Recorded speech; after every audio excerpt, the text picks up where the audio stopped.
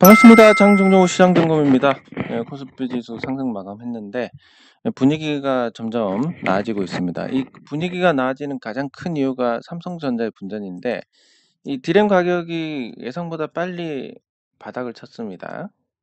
그러면 내년 상반기가 계절적인 비수기인데 디램 가격이 더 이상 내려가지 않는다면 그럼 상반기에 실적 선방을 하고 하반기에 계절적 성수기가 맞물리면서 더 좋은 실적을 내놓는 이런 상황을 만들 수 있습니다. 네, 그러면 이 주가에 대해서 간단하게 생각하시면 됩니다. 삼성전자가 1년에 한 60조 정도를 번다. 지금 뭐 시가총액 기준으로 우선주까지 해서 한 400조 된다. 그러면 가치가 한 15% 정도 증가를 하네. 그러면 그 정도의 어떤 가격 상승은 뭐 언제일지는 모르지만 언젠간 나오겠네.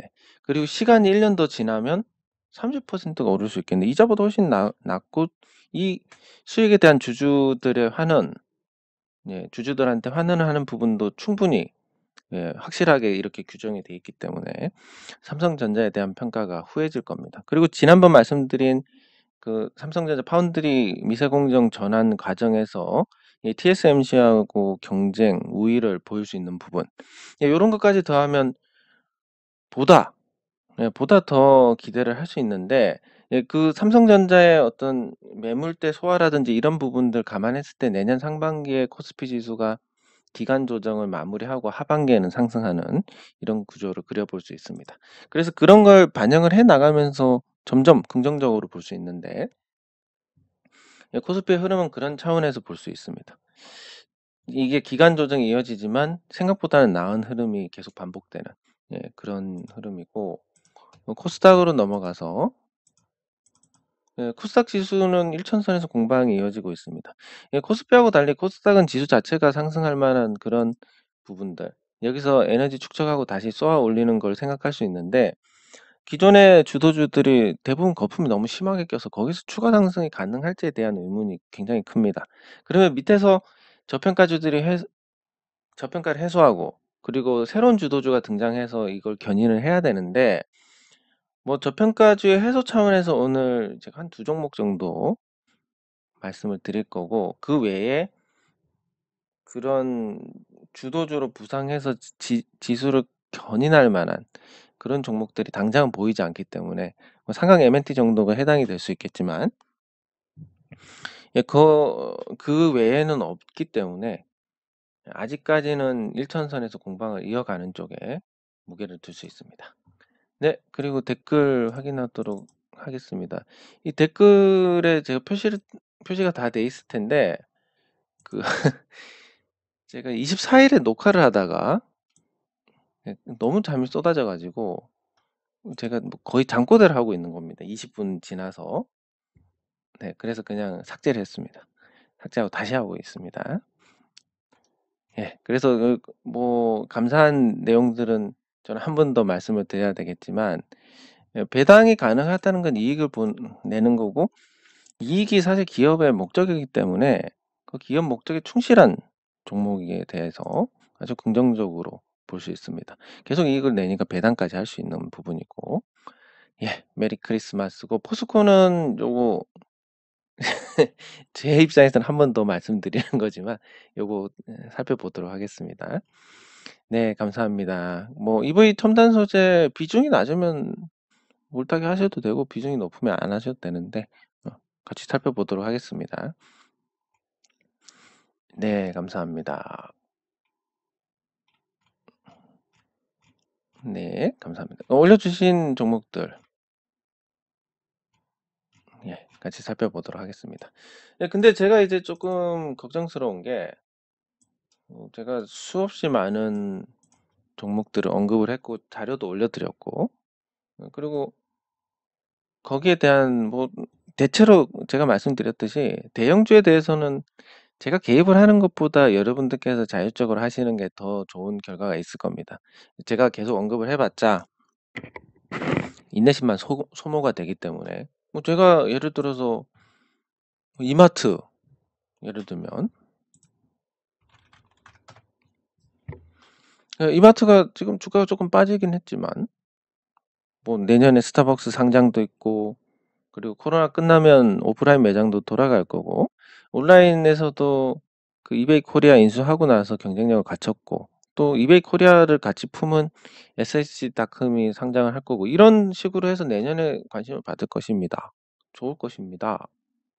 제가 언급을 하면 당장은 뭐 보유하신 입장에서 뭐 내가 보유한 종목이니까 흥미도 가고 그러겠지만 그런데 그런 상태에서 제가 그런 언급을 하고 한 몇 달이 지나도 주가가 안 올라갑니다. 도대체 언제 올라가나요? 심지어 뭐 예를 들어서 스타벅스가 상장을 했는데도 안 올라갑니다. 도대체 어떻게 되는 건가요? 이렇게 스트레스만 쌓이게 됩니다. 그래서 대형주들은 뭐 갈 때 되면 가는 건데.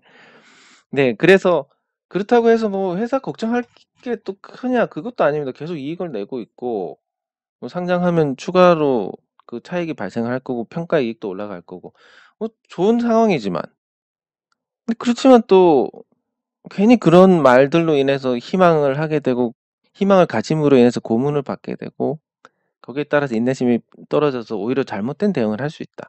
그래서 제가 대형주에 대한 언급을 굳이 하지는 않습니다. 근데 그렇다 하더라도 여러분들께서 질문을 주시는 건 괜찮은데 여러분들께서 질문을 안 주시는 것도 뭐 이게 때 되면 올라가겠지에 대한 어떤 편안한 마음이 있기 때문에 그렇다고 생각을 합니다. 근데 제가 뭐 불량식품이라고 얘기한 건 사실 뭐 로또 복권 대신해서 한번 해볼 만하다 이 정도 수준인데 근데 이런 종목들만 질문이 올라오면 오해를 받게 됩니다, 제가. 이상 쓰레기 종목들만 추천을 해가지고 사람들 몽땅 물려 있는 걸 오해를 받기 때문에 그 불량식품에 대해서는 가급적이면 질문 안 해주셨으면 좋겠습니다. 뭐 우리가 같이 매수를 해서 뭐 제노웨이 같은 종목이야 뭐 같이 매수해서 가져가는 거고 이 종목이 대형주가 아니다 보니까 사실 조금 더 세심한 관리가 필요한 부분도 있습니다. 근데 뭐 에이루트라든지 뭐 이런 종목도 사실 이즈미디어 이런 종목들은 불량식품이다라고 말씀드리고 한 건데 불량식품이 어떻게 되는지 궁금하다라고 하시면 불량식품 뭐 올라가면 다행인 거고 내려가면 꽝인 건데 그거에 대해서 질문이 계속 들어오면 제가 그러면 다음에 뭐 재미 삼아서 불량식품을 언급을 할 수 있겠습니까? 이렇게 하나둘씩 이것 때문에 안 되고 저것 때문에 안 되고 이렇게 하다 보면 제가 말씀드릴 수 있는 부분이 하나도 남지가 않습니다. 그러면 이제 얘기조차 못하고 물에 물 탄 듯 술에 술 탄 듯 이렇게 하면 과연 여러분들께 무슨 도움이 되겠습니까? 근데 그게 뭐 구더기 무서워서 장을 못 담그냐 그런 듯 말든 하면 되는데 해서 저한테 어떤 이익이 되는 부분이 없기 때문에 이게 그냥 지쳐가기만 합니다. 그런 부분들이 계속될수록. 예, 그래서 말씀드렸듯이 뭐 유튜브를 통해서 어떤 영리 활동을 한다는 거, 뭐 자기 얼굴 공개하고 이름 까고 이런 부분에서 영리 활동하는 게 뭐가 잘못됐겠습니까? 예, 그래서 그런 거에 대해서는 저는 뭐 그렇게 나쁘게 생각하지는 않습니다. 근데 저는 안 할 거고 그렇게. 예. 그리고 얼굴도 못 가고 이름도 못 가면서 어떤 영리 활동을 한다는 것은 굉장히 여러분들께 어떤 큰 피해를 줄 수 있는 그런 목적이 없더라도 그런 일이 발생할 수 있는 어떤 구조가 되기 때문에 그래서 조심을 하셔야 되고 어쨌든 그런 사람들 때문에 이 유튜브를 통한 어떤 영리 활동이 좀 부정적인 평가를 받게 되는데 어쨌든 뭐 그게 긍정적이고 부정적이고 이런 거 떠나서 저는 그런 생각이 없고 그렇기 때문에 제가 이런 활동을 하는 건 순수하게 재미로 하는 겁니다. 순수하게 재미로 하는데 계속 그런 질문들이 들어오면 재미가 없어지지 않을까. 그러면 둘 중에 하나를 선택해야 됩니다. 아유, 이 사람들 글 삭제하고 그냥 모른 척하고 그냥 내가 하고 싶은 대로 해야지 하는 거하고 아유, 그래도 해야지 하는데 둘 다 부작용이 있습니다. 이 사람들 모른 척하고 글 삭제해야지 하면 그때부터 너 때문에 물렸다부터 시작해서 온갖 앙심을 품고 최선을 다해서 저한테 해악을 끼치려고 할 겁니다. 좀 그런 거 원치 않습니다.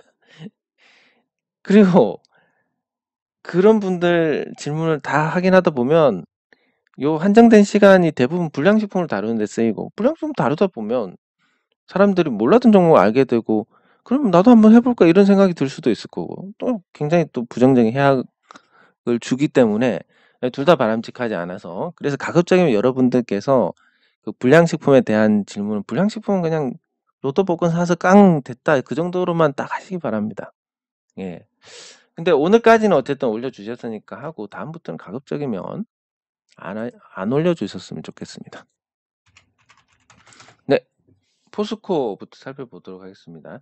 이 특별 결의에 대한 말씀하셨는데 포스코가 이 특별 결의를 통과시킬 만한 그런 어떤 확실한 지분은 없습니다. 그러니까 국민연금이 한 10%. 그리고 그 외에는 없는데 외국계에서는 ETF 쪽은 그러니까 블랙록이라든지 이런 쪽은 ETF 자금은 의결권 행사를 아마 안 할 것 같습니다. 구조적으로 거의 못하는 게 아닌가 싶은데 그러면 이제 외국인 중에서 국민연금과 비슷한 뭐 노르웨이 연금이라든지 일본 연금이라든지 이런 해외 연기금들은 의결권 행사를 할 겁니다. 근데 해외 연기금 입장에서는 포스코가 물적 분할을 한다고 해서 가치가 쪼개지지는 않습니다. 주가가 지주사로서 할인을 받을 수는 있지만 가치가 쪼개지진 않고 그리고 다양한 계열사들로 쪼개서 이 배당을 받아서 다시 배당금을 지급하는 걸 생각하면 배당 수익률이 다소 개선이 될 수도 있기 때문에 외국인들은 아니지만 외국인으로 잡히는 해외 연기금은 찬성을 할 것 같습니다. 네, 그러면 3분의 1 이상이 찬성하고 3분의 1 이상이 참석하고 3분의 2 이상이 찬성하는 건 가능할 것 같고 개인 투자자들이 반대표를 행사한다. 과연 몇 명이나 되겠습니까? 전자투표를 하지 않는 이상은. 네, 그래서 포스코의 그 물적 분할권은 통과가 거의 뭐 확정적이다라고 보시면 될 것 같습니다. 그래서 통과가 안 되는 거에 대한 기대는 안 하시는 게 좋을 것 같습니다. 네, 그리고 EV 첨단 소재. 이것도 제가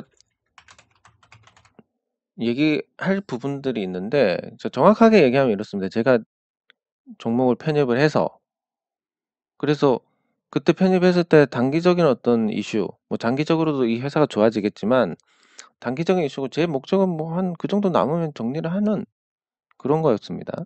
네, 그리고 그 뒤에 이제 주가가 하락했고 전환사채 리픽싱이 되고 있습니다. 네, 그러면 이제 지금 상태로는 전환사채 리픽싱이 어느 정도 만족스럽게 됐다라고 하면 다시 주가를 부양할 만한 동기가 생깁니다. 뭐 매물을 감안했을 때 한 3,000원 정도가 한계이겠지만 그래서 여기서 이제 이 정도까지 부양을 할 만한 동기가 생기는데 그러면 이제 제가 생각했을 때는 회사도 멀쩡하고 뭐 주가도 충분히 내려왔고 물을 타는 거에 대해서는 문제가 없다라고 생각을 하는데 근데 이제 그렇습니다. 이게 마이너스 40%인데 더 떨어질 것 같아서 망설여진다. 뭐 사실 이 부분은 걱정을 그렇게 안 하셔도 될 것 같습니다. 근데 문제는 이제 사실 이런 더 떨어질까 봐 걱정이 된다는 거의 배경은 비중이 너무 많아서 여기서 더 물을 탔는데 주가가 떨어지면 감당이 안 될 것 같다라는 걸 아마 그런 게 이제 표시가 된 게 아닌가 싶습니다. 근데 제가 말씀드렸듯이 작은 종목들을 큰 비중으로 담는 거 요건 이제 변수가 크고 우연적인 요인이 많기 때문에 권장하지 않습니다. 제가 예전에 주식 그 계좌 공개할 때 보시면 특정 종목을 아주 큰 비중으로 담은 적이 없습니다. 뭐 EV 첨단 소재 제가 5천만 원 담았는데 투자금 10억 중에 5천인데 5%지 않습니까? 5% 담았는데 거기서 뭔가 대응을 하는 그 정도 범위지 이걸 뭐 30% 담고 40% 담고 이렇게 하면 대응 자체가 불가능하기 때문에 그래서 작은 종목들은 제가 오늘 분명히 기준을 말씀드리는데 중소형주다 그러면 10% 넘기지 마시기 바랍니다. 대응이 안 됩니다. 나중에 주가 내렸을 때. 그리고 뭐 그거랑 또 별개로 내가 투자금이 한 1,000만 원, 2천만 원밖에 안 된다. 근데 이 정도 손해 보는 건 한 6달 바짝 일하면 해결할 수 있을 것 같다. 그런데 어떤 종목이 아주 강력하게 상승할 것 같다. 이런 건 몰빵해도 됩니다. 근데 그거 말고 일반적으로 투자를 할 때는 중소형주에 대해서는 개별 종목으로 10%안 넘기시는 게 좋고 저 기본적으로 이걸 깔고 간다고 생각을 하시면 되겠습니다. 예, 그리고 A루트. 그 질문이 이제 좀 당황스러운데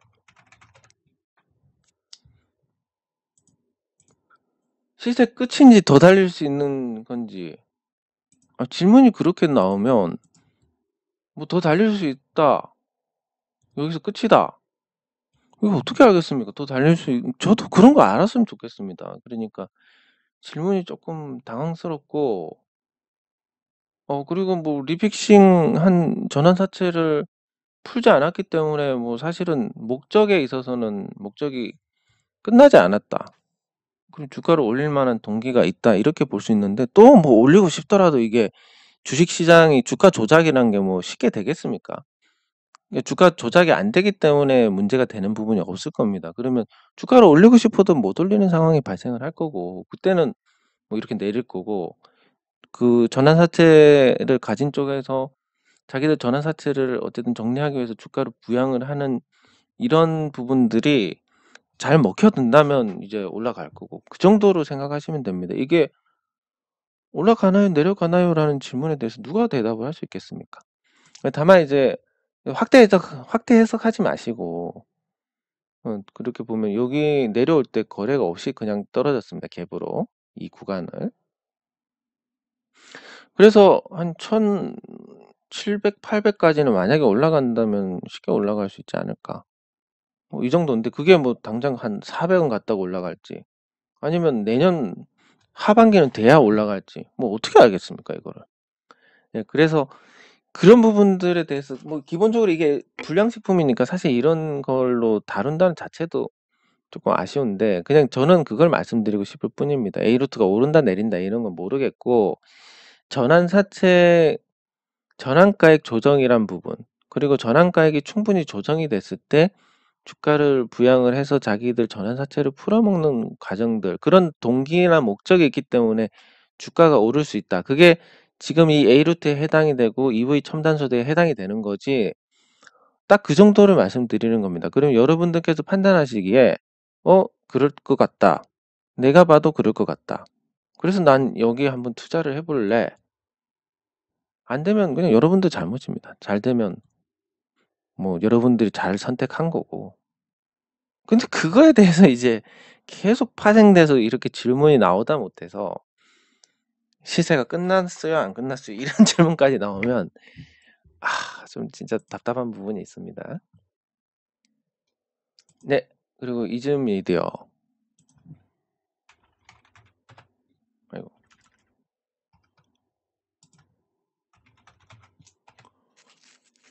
네. 이즈미디어. 불량식품인데 사실 불량식품이라고 얘기했을 때 이후로 조금 주가 상승이 있었습니다. 이 종목은. 뭐 먹고 나올 만큼 됐습니다. 아니 불량식품 들어가서 그냥 조금 먹고 나오면 되지. 이걸 가지고 뭐 몇 배를 먹겠다. 지금 시장 상황에서 분위기가 안 따라주지 않습니까? 작년처럼 뭐 정말 개나 소나 다 오르는 장세면 그러면 이것도 한 2배 정도 목적을 갖고 불량식품인데 한 100만 원 던져놔서 2배 돼서 200만 원 되면 100만 원 가지고 맛있는 거 사 먹고 내가 하고 싶은 거 해야지. 뭐 이런 정도입니다. 근데 올해는 그렇게 주기가 긴 시장이 아니기 때문에 많이 봐야 한 20%인데 2만 원 아래쪽에 있다가 20% 정도는 갔으니까 뭐 한 20만 원 벌고 땡 이렇게 하면 좋습니다. 그러면 이제 제가 추측을 해보면 조금 들어갔다 물렸다는 게 뭐 여기서 한번 해먹고 다시 들어가서 또 해먹고 하다가 이번에 들어가서 물린 게 아닌가 뭐 이렇게 추정을 할 수 있는데 근데 조금 들어갔는데 계속 흘러내려서 걱정이고 저점이 어딘지를 물어보셨으면 사실 조금 들어간 게 아닌 게 아니지 않을까. 그럼 불량식품은 불량식품처럼 대해야 되는데 불량식품을 계속 불량식품이 아닌 것처럼 이렇게 해버리면 제가 뭐 무서워서 이거 괜찮네 저거 괜찮네 할 수 있는 종목이 과연 몇 개나 되겠습니까? 근데 항상 그렇지만 제가 원론적으로 가치 대비해서 저평가 주고 이거 가치가 좋습니다. 앞으로 실적이 좋아질 겁니다. 이런 종목만 다루면 뭐 거의 아무도 안 봅니다. 거의 EBS 수준일 겁니다. EBS 교육 방송일 겁니다. 그건. 근데 우리가 TV를 보면 드라마도 보고 예능도 보고 다양하게 보는데 그 와중에 한 번씩 다큐멘터리도 보고 그렇게 하면서 이제 우리의 어떤 교양이 쌓아 나간다라고 볼 수가 있는데 물론 TV에서 교양을 쌓는다는 거 굉장히 어불성설이긴 하지만 어쨌든 그런 건데 이런 가십거리가 부담으로 작용을 하면 제가 얘기를 못 합니다. 근데 조금 들어가서 칵 물렸는데 계속 흘러내려서 걱정될 정도면 이거는 불량식품 수준이 아닌데, 만약에 100만 원 들어가서 설사 여기서 물렸다 하더라도 지금 한 20-30만 원 손실인데 이것 가지고 걱정을 한다? 조금 문제가 있지 않을까 싶습니다. 그래서 이것도 정확하게 말씀드리는데, 제가 불량식품이다라고 하면 100만 원 이상은 하지 마시기 바랍니다. 100만 원 이상 들어가서 질문 들어온다? 싫어할 겁니다. 예. 근데 100만 원 들어가서 반토막 나도 50만 원인데, 50만 원도 큰돈이다.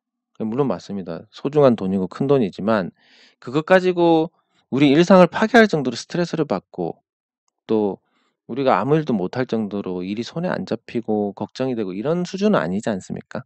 예. 그래서 불량식품 딱 그만큼 마시고, 어떻게 될지 모릅니다. 어떻게 될지 모르지만 그냥 기술적으로만 보면 이게 어디가 저점일지도 모르지만 한 번은 뭐 회복하는 흐름이 나오지 않을까. 예, 그래서 기다렸다가 그때 정리를 하시고 나오시는 게 좋을 것 같습니다. 네, 그리고 예, 종목으로 넘어가는데, 그 종목에서 이제 두 종목, 예, 대성 파인텍입니다. 대성 파인텍. 예, 그 대성 파인텍이라는 종목을 제가 관심을 갖고 있는 게 우린 PST하고 같습니다. 일단 지금 제가 뭐 저평가 주라고 코스닥에서 갖고 오는 종목들 보시면 대부분 이제 경남 지역에 있습니다.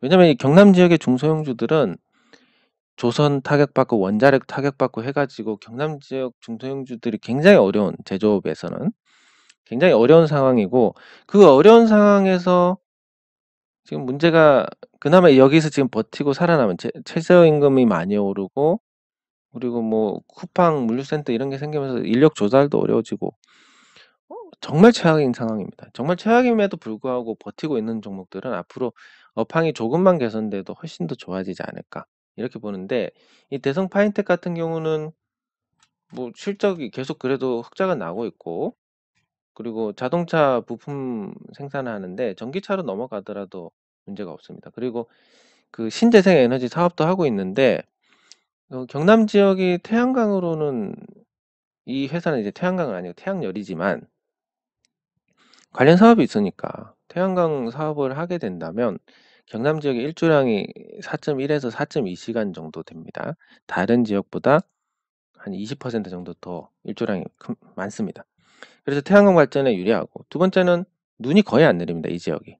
그리고 세 번째는 임야라든지 대지에는 하면 거의 허가가 안 나거나 수익이 안 따라주는데, 가중치가 없으니까. 공장 지분 같은 경우는 가중치도 충분히 줍니다. 공장 지분에는 가중치가 REC가 1.5로 50% 정도 가중치를 두고, 그리고 공장 등록증만 있으면 산단 지원금으로 해서 태양광 설치하는데 1.75% 대출이 가능합니다. 이런 구조 때문에 그 이제 경남 지역에 있는 그 조선 기자재, 원자력 관련주 중에서 지붕이 비어 있는 회사들, 상장 회사들 중에서 보면 대부분 다 지붕이 비어 있습니다. 그러면 일단 그 지붕만 활용해도 많지는 않습니다. 그 태양광 발전을 직접 하면 그래도 연간 한 1억 원 정도는 이익이 날 수 있고, 아니면 뭐 임대를 하더라도 한 2-3천 정도는 이익이 날 수 있는데, 그런 어떤 부가적인 이익을 낼 수 있다라는 거는 뭐 그래도 여기서 이익 규모가 작다라고 하면 연간 10억 원의 이익을 낸다. 근데 1억이 추가된다. 이익이 10% 오르는 겁니다. 이게 기저효과가 아주 잘 나오는 구조고, 두 번째는 이제 조선이 어느 정도 도크를 채워서 기자재에 대한 발주가 늘어나고 있고, 두산중공업도 지금 수주가 굉장히 많이 늘어나 있다라는 얘기가 있습니다. 그래서 그런 부분에서 앞으로 물량이 늘어났을 때 실적이 개선될 것이다. 저평가를 해소할 만한 충분한 어떤 시장 관심을 받을 수 있을 것이다. 근데 여기서 이제 하나 더 하면, 과거에 시세를 낸 적이 있느냐 없느냐, 끼가 있느냐 없느냐 굉장히 중요합니다. 그러면 이 대성 파인텍 같은 경우는 2016년에 한번 시세를 냈는데, 이때 이제 최대 주주가 주식을 매각을 하고 그 인수자가 또 아마 시장에서 주식을 털지 않았을까. 그래서 다시 창업자가 기업을 다시 인수한 굉장히 특이한 케이스입니다. 예, 그래서 요 회사 같은 경우는 과거에 한번 끼가 있었고, 이 시세 난 지 5년이 지났고, 주가도 충분히 싸고, 앞으로 업황도 개선될 거고, 시가총액도 뭐 굉장히 낮은 수준이고. 네, 그리고 여기 보면 이제 TM 뭐 1대 주주가 10.27%, 그리고 3대 주주가 7.57%를 갖고 있습니다. 그 뭐 제가 이제 경영하는 입장이라면 지금 대성 엠텍 기존의 최대 주주가 10.22%인데 제가 경영하는 입장이라면 이거를 좀 정리를 하고 싶지 않을까. 근데 지금 팔라 그러면 얘들은 인수한 가격이 있으니까 2016년 11월에 샀으니까 뭐 굉장히 비싼 가격에 샀지 않았을까 싶습니다. 그때 팔아서 이거예요. 그렇고 아무튼 이 정도 샀다라고 보면 지금 5년이 지났는데 이 가격에 팔려면 팔진 않을 거고. 그럼 이제 생각했을 때 여기는 이제 제3자 배정 유상증자로 지분을 한 30%를 만들고 얘네들은 적당한데 매각해서 주가를 올릴 수 있는 쪽에 주식을 팔면 그럼 걔네들이 이제 주가를 올려서 이거를 알아서 풀어 먹을 거니까 뭐 그런 구도를 만들지 않을까.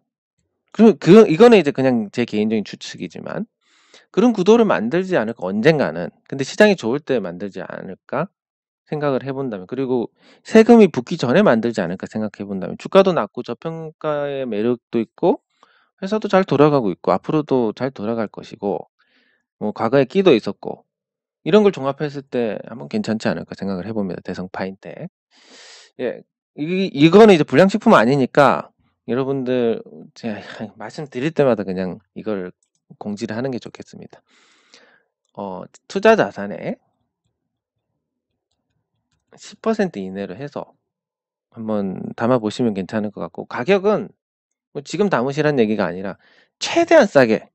여러분들이 사서 주가가 올라가는 거 전 절대 원치 않습니다. 여러분들 최대한 싸게 사야 유리합니다. 아무리 이 종목이 계속 흘러내렸다 하더라도 이때 산 사람은 여기서 팔았으면 수익인 거고 이때 산 사람은 아직도 수익일 거고 싸게 사는 게 장땡입니다. 뭐 방법은 모르겠지만 최대한 싸게 사시기 바랍니다.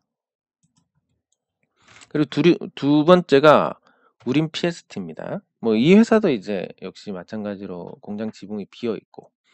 네, 그리고 이 회사가 시가총액이 많이 내려왔습니다. 500억까지 내려와서 거의 뭐 저기 저평가도 좀 심한 저평가 상태고, 그리고 두산중공업 수주가 많이 늘어났기 때문에 이 회사도 앞으로 수주가 늘어나서 실적이 좋아질 겁니다. 그러면 그런 관점에서 보자면 주가는 뭐 굉장히 저평가 상태에 있고, 그리고 과거에 끼도 있었고 이 종목도 마찬가지로 요때 한번 요 시기에 매각을 하기로 했다가 취소가 돼서 이렇게 됐습니다.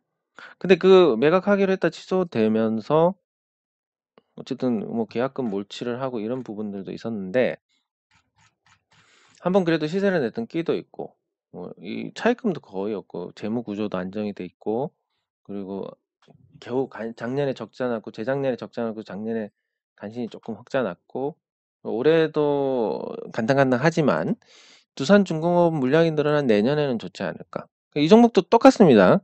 10% 이내고, 그리고 그 최대한 싸게 사시고 이렇게 해서 한번 갖고 계시면 조금은 좋은 일이 있지 않을까.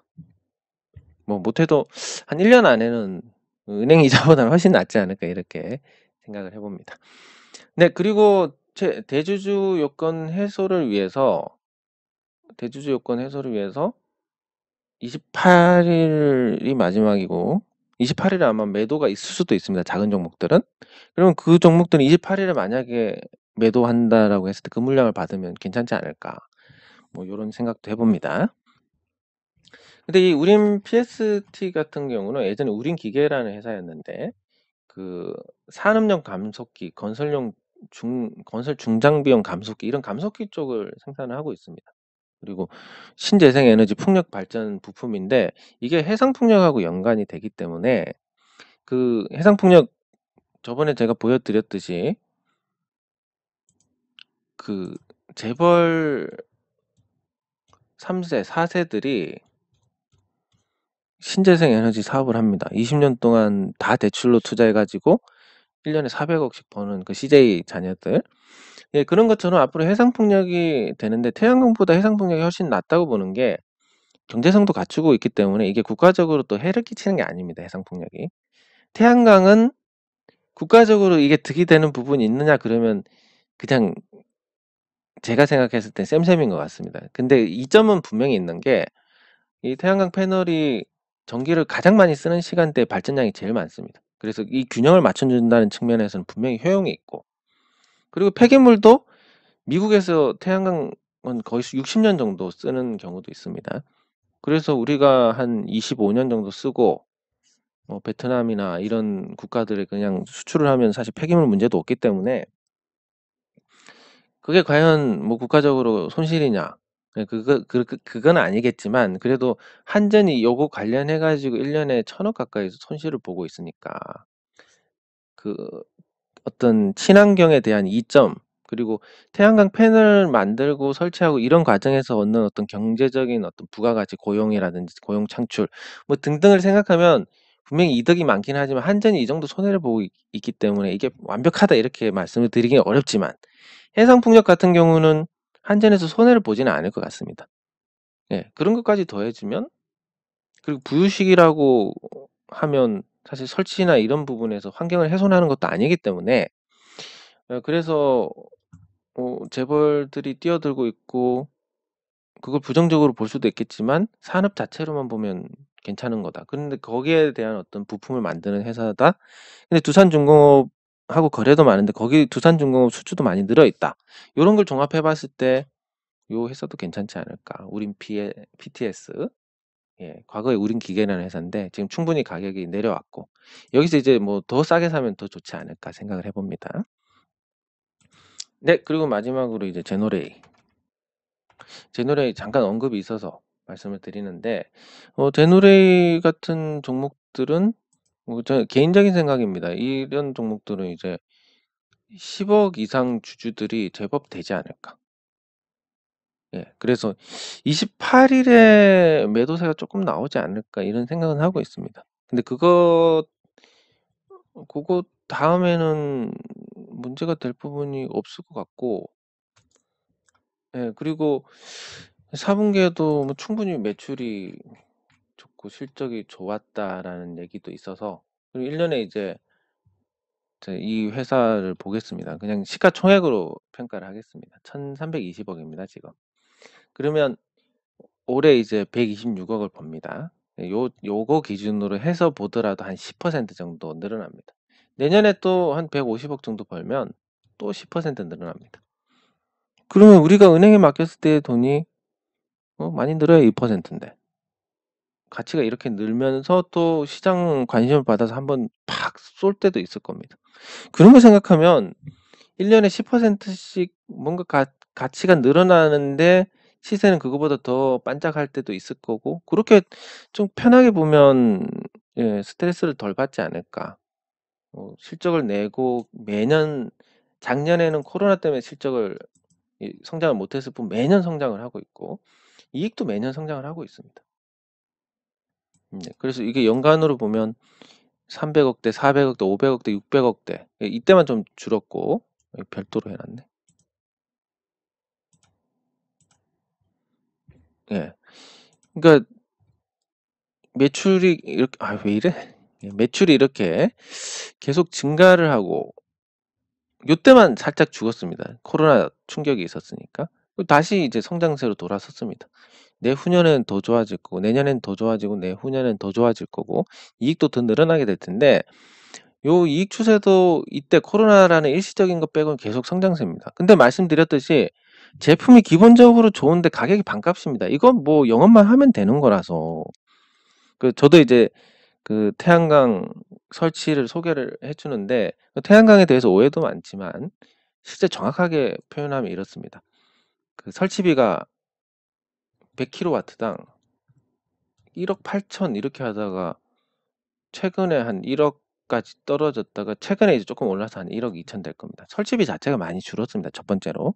그리고 두 번째는 임야에도 하고 대지에도 하고 뭐 이렇게 할 때는 설치업자들보다 수요가 더 많으니까 부르는 게 값이었는데 요즘은 이제 그런 공급자 위주의 시장이 이제 끝났습니다. 요즘은 이제 굉장히 그 제도가 정착이 되고 규제가 돼서 지붕에 설치하는 거 아니면 허가 내기가 쉽지가 않습니다.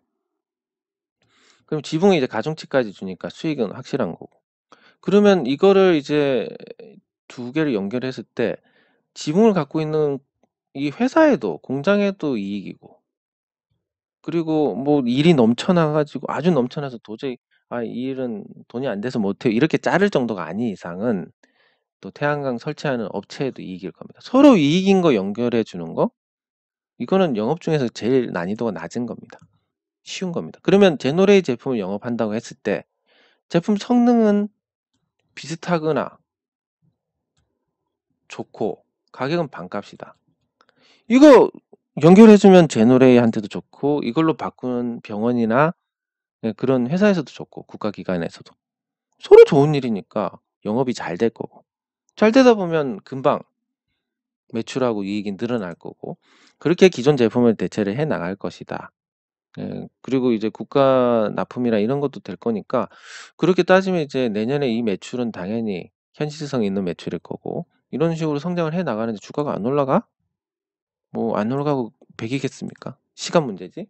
근데 그게 시간이 많이 걸리니까 짜증은 나는데 뭐 그거 이상의 거는 없으니까 편하게 지켜보시면 될 것 같습니다. 네, 장 종료 후 시장 점검은 여기서 마치도록 하겠습니다. 수고하셨습니다.